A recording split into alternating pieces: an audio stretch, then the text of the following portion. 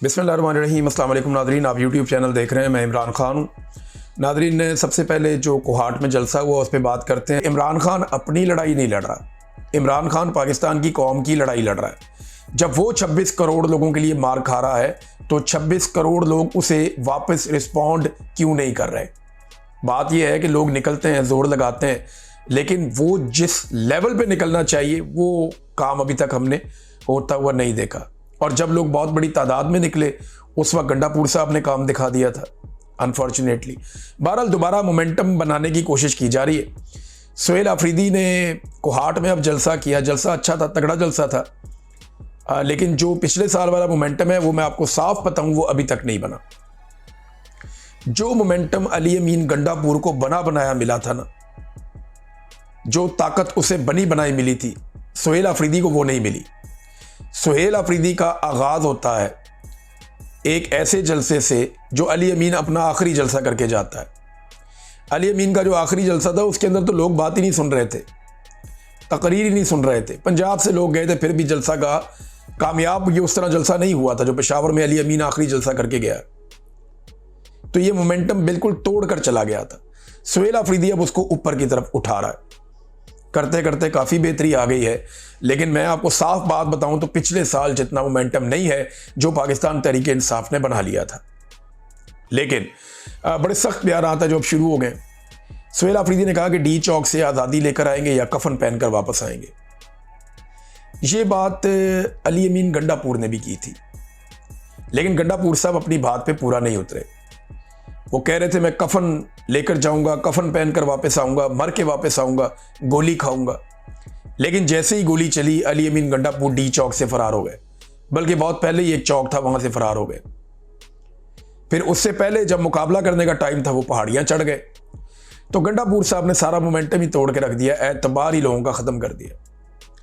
अब सुहेल आफरीदी साहब ने यह स्टेटमेंट दिया है, पहले मौका ज़ाया कर दिया गया। देखिए 2024 में और 2025 में फ़र्क क्या है ये आप समझिए।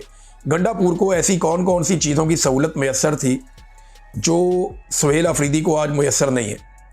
सुहेल आफरीदी को ज़्यादा मेहनत क्यों करनी पड़ेगी, ज़्यादा काम क्यों करना पड़ेगा, उसकी वजह बताता हूँ आपको मैं। सबसे पहली वजह यह है कि 2024 में मौजूदा मिलिट्री रजीम या आसिम मुनीर साहब या शहबाज शरीफ साहब, इनकी डोनाल्ड ट्रंप के साथ कोई यारी नहीं थी। 2024 में ये उतने तगड़े नहीं थे अमेरिका के साथ ताल्लुकात में जितने तगड़े ये 2025 में हो चुके हैं, नंबर एक। नंबर दो, भारत से लड़ाई नहीं हुई थी। भारत से लड़ाई होती है मई 2025 में और उसके बाद उनके तैयारे गिर जाते हैं, जिसकी वजह से पाकिस्तान की एस्टेब्लिशमेंट को ये लगना शुरू हो जाता है कि अब हमें किसी किस्म की बातचीत की या बैकफुट पे जाने की ज़रूरत नहीं है। हमने एक कारनामा कर लिया, इसी के भरोसे हम बहुत टाइम गुजार लेंगे। आसिम मुनीर साहब के पास ये ताकत कभी नहीं थी जो आज है। आज वो फील्ड मार्शल भी है, ताहयात इस्तिस्ना भी है और ताहयात मुराआत भी हैं, उनको हटाने का तरीक़ाकार भी कोई नहीं है।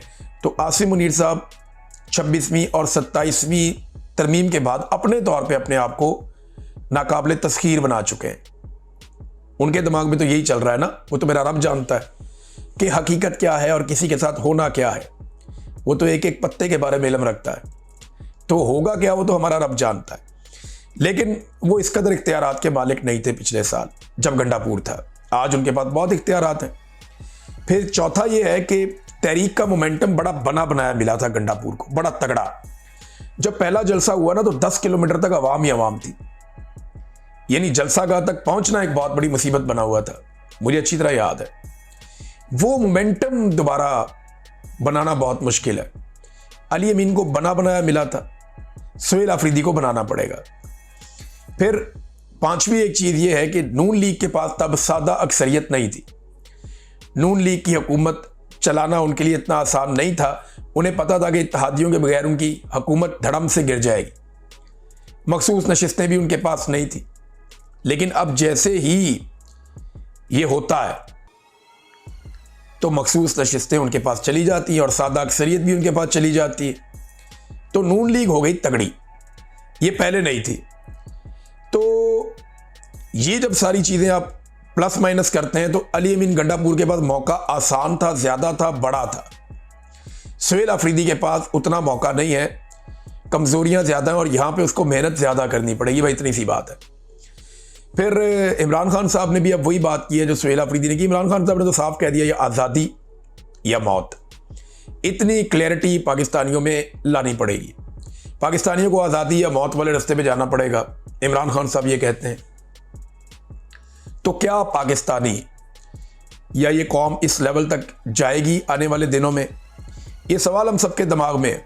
लेकिन जिस दिन पाकिस्तानियों ने ये फैसला किया कि हमने मिलकर निकलना है, याद रखिएगा उस दिन कोई नहीं रोक सकेगा। उस दिन एक बंदा भी नहीं मारा जाएगा। देखें, अगर पाकिस्तानी निकले ना, फर्ज करें 1 लाख 2 लाख 4 लाख बंदे मर सकते हैं, कत्ल हो सकते हैं, शहीद हो सकते हैं। लेकिन अगर पाकिस्तानी निकला है ना 1 करोड़ 1.5 करोड़ या 50 लाख ही पूरे पाकिस्तान में, तो याद रखिएगा एक बंदा भी नहीं मरेगा। एस्टेब्लिशमेंट कभी ऐसी जुर्रत नहीं करेगी, कभी ऐसी हिम्मत नहीं करेगी। ये बात आप अपने पल्ले बांध लें। अच्छा, सुहेल अफरीदी ने कुछ मईशत के ऊपर बात की है कि मईशत की तबाही कर दी है, ये हो गया वो हो गया, बड़ी लंबी चौड़ी उन्होंने बात की। फिर उन्होंने बताया जी कि मरियम नवाज की नाअहली के ऊपर उन्होंने बयान दिया कि ये मुझे बताएगी कि क्या करना है, इसको का और के लिखने की तमीज़ नहीं है। और करप्शन इन्होंने दबा के की हुई है, 5300 अरब की करप्शन तो अभी सामने आ गई है। तो ये सारी चीज़ें सुहेल अफरीदी साहब ने बताई।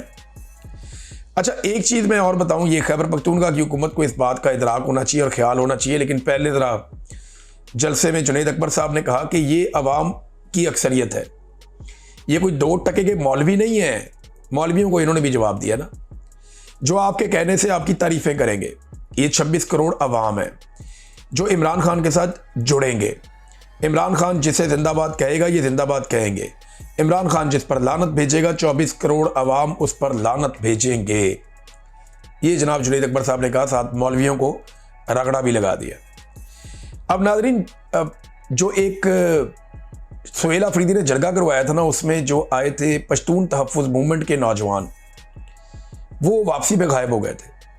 उन 6 नौजवानों के बारे में अभी तक कुछ पता नहीं चल रहा। पेशावर यूनिवर्सिटी में नौजवान खामोश एहतजाज कर रहे थे अपने मुंह पर पट्टियां बांध के। सुहेल अफरीदी साहब को इस मामले को ऐसे नहीं छोड़ना चाहिए। सुहेल अफरीदी साहब पे भरोसा करके पश्तून तहफ़्फ़ुज़ मूवमेंट के ये नौजवान आए थे, जिन्हें वहां से वापस जाते हुए अगवा कर लिया गया।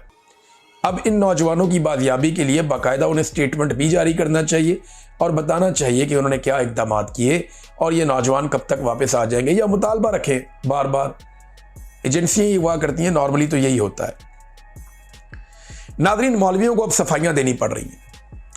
जिन मौलवियों ने जूते पॉलिश किए ना, वो सारे मौलवी अब सफाइयां दे रहे हैं। ताहिर अशरफी साहब को सबसे ज़्यादा तकलीफ है क्योंकि अवाम ने बड़ा जलील किया है। अवाम ने इनकी ठीक ठाक मंजी ठोक दी है। अवाम ने इनको आईना दिखा दिया मौलवियों को कि ये तुम्हारी औकात है, ये है तुम्हारी औकात। मौलवियों को अवाम ने आईना दिखा दिया। अब जनाब ताहिर अशरफी साहब अपने बैत वाले बयान पे कि वो आर्मी चीफ के हाथ की बैत करना चाहते हैं, सफाई देने के लिए मैदान में आ गया। ताहिर अशरफी साहब का कहना है कि जनाब हम तो बैत करेंगे सिपा सलार हाफिज आसिम मुनीर साहब के हाथ पर, और तुम्हें एतराज़ है तो तुम जाकर बैत कर लो मोदी के हाथ पर।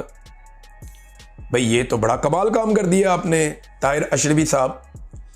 यानी या तो बंदा बैत करेगा हाफिज आसिम मुनीर के हाथ पर, वरना उसे मोदी के हाथ पर बैत करनी पड़ेगी।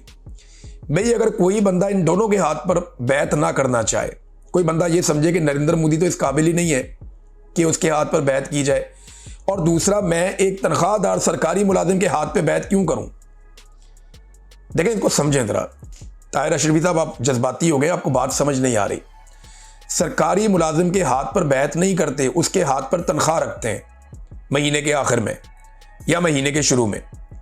सरकारी मुलाजिम के हाथ पे बैत नहीं करते, उसके हाथ पे तनख्वाह रखते हैं कि जनाब ये आपकी तनख्वाह, जाके अपनी ड्यूटी करो। क्योंकि सरकारी मुलाजिम तब्दील हो जाता है, एक जाएगा दूसरा आ जाएगा तीसरा आ जाएगा। आप किस किस के हाथ पर बैत करेंगे? ये बैत करने का मामला जो है ये रिलीजियस मामला है। ये बैत करने का मामला जो है ये आपके ईमान के साथ जुड़ा हुआ है। ऐसा नहीं हो सकता कि एक कुर्सी के ऊपर एक ऑफिसर बैठा है, उसकी बैत कर लें, दूसरा आया उसकी बैत कर लें, तीसरा आया उसकी बैत कर लें। ये ऐसा नहीं होता। ताहिर अशरफी साहब सरकारी मुलाजिम के हाथ पर तनख्वाह रखते हैं, उसके हाथ पर बैत नहीं करते। अब तक के लिए इतना ही, अपना ख्याल रखिएगा, अपने इस चैनल का भी। अल्लाह हाफ़िज़।